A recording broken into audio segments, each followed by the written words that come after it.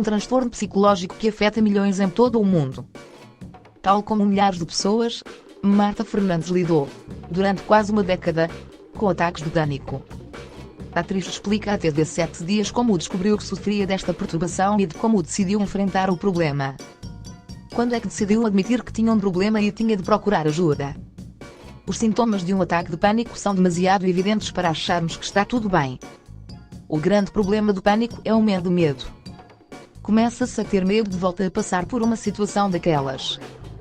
Quando começam a ser recorrentes, a fazerem parte do nosso dia a dia, começa-se a achar que há uma doença que tem de ser tratada como outra qualquer. Comecei a procurar formas de me sentir melhor. É um processo muito individual. Quando é que teve o primeiro ataque de pânico? Foi em 2008. Depois melhorei. Fui para Madrid, para sair do meu ambiente, das minhas rotinas, para tentar perceber se era cansaço, desgaste. Entretanto engravidei. Passei super bem a gravidez. Foi um assunto no qual nunca mais pensei e, depois, voltou a complicar-se quando a Maria tinha mais ou menos 2 anos. Voltei a ter ataques com muita frequência. Com uma criança é muito mais angustiante porque não depende só de si. É essa consciência de que há outro ser que depende de nós e que estamos instáveis provoca ainda mais instabilidade. Depois há a questão hormonal, o cansaço. É possível que eu tenha tido uma depressão pós-parto que não identifiquei imediatamente. Isto tudo acabou por se juntar e começaram as crises mais frequentes. Foi aí que decidi fazer um tratamento porque não havia outra hipótese. Ali a várias terapias, fui percebendo o que funcionava melhor comigo. Era seguida regularmente por um psiquiatra e um psicólogo. Depois comecei a fazer o meu trabalho individual. Procurei outras terapias, comecei a fazer exercício, mudei a minha alimentação. Tem que se encontrar o equilíbrio. O mais difícil de lidar nos ataques de pânico é com a frustração.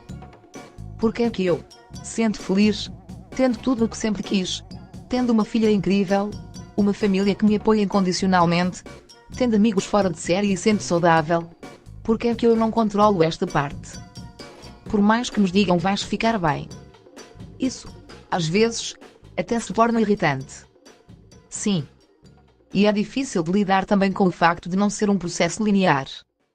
Há altos e baixos. Depois há a parte química, que as pessoas desvalorizam muito. Nós somos química e, às vezes, há químicos que é preciso repor no organismo e há muitas formas de o fazer. Não se podem desvalorizar todas as terapias. Há algumas correntes da psicoterapia que defendem que não se deve tomar medicação, o que acaba por não se adequar a todas as pessoas. Esse estigma de que o pânico, a ansiedade, a depressão são questões apenas existenciais é errado. É preciso desmistificar isso. Os medicamentos servem para nos porem numa situação mais confortável em que, depois, sim, tenhamos força para encontrarmos o nosso caminho.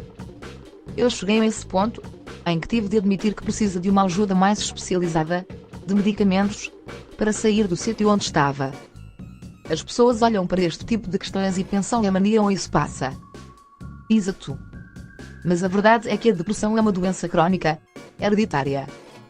Há pessoas que vivem com uma depressão a vida toda, mas há formas de encontrar o equilíbrio.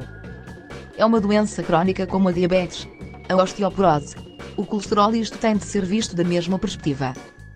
Mas a questão da saúde mental ainda é muito menosprezada. É, muito. Eu tive a sorte de encontrar os especialistas certos, que me entenderam e que estavam disponíveis para perceber o que era importante para mim. Nós temos de abrir o jogo, não podemos guardar nada na manga. Porque, às vezes, as pessoas menosprezam o que estão a sentir. Exato. E não pode ser. Se o médico achar ridículo é porque não é o médico certo. Houve algum momento em que os ataques de pânico condicionaram a sua vida. Fui uma privilegiada porque nunca consegui identificar a origem dos ataques de pânico. Não era de trabalho. Não era de sítios fechados. Não era de pessoas. Era um pânico generalizado que tinha a ver com a concentração de muitos fatores. Depressão, cansaço, tudo isso. Nunca condicionou. Primeiro porque eu tenho um trabalho em que controlo muito bem os meus horários e o meu ritmo de trabalho. Depois porque era no trabalho que eu me sentia melhor. Estava a fazer digressão com a peça Uma Empregada dos Diabos e abri o jogo com os meus colegas. Isso dá uma confiança brutal, Saber que estamos com pessoas que nos ajudam caso seja necessário.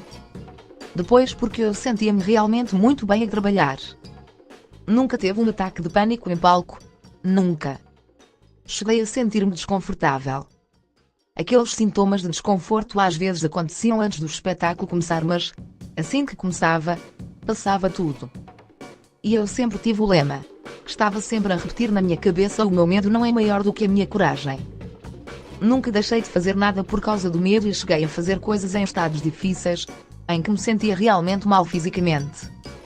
O desconforto abdominal, as tonturas, o frio, cheguei a ir ao supermercado, ou à casa de uma amiga, com os sintomas.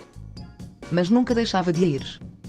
Eu chegava e dizia: olha, estou a sentir-me mal.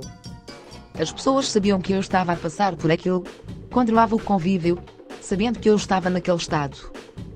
Nunca escondeu. Nunca. É como chegar à casa de uma amiga e estar com uma grande enxaqueca. E a vida continua. A sua filha, Maria, tem 8 anos.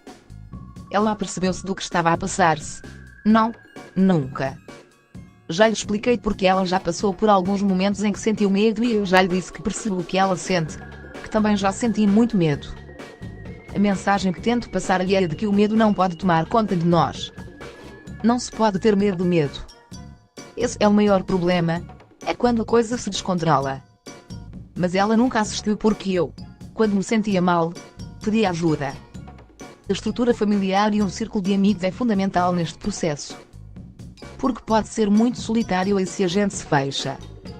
É um poço. Porque é um sítio muito escuro, não é muito bom para se estar.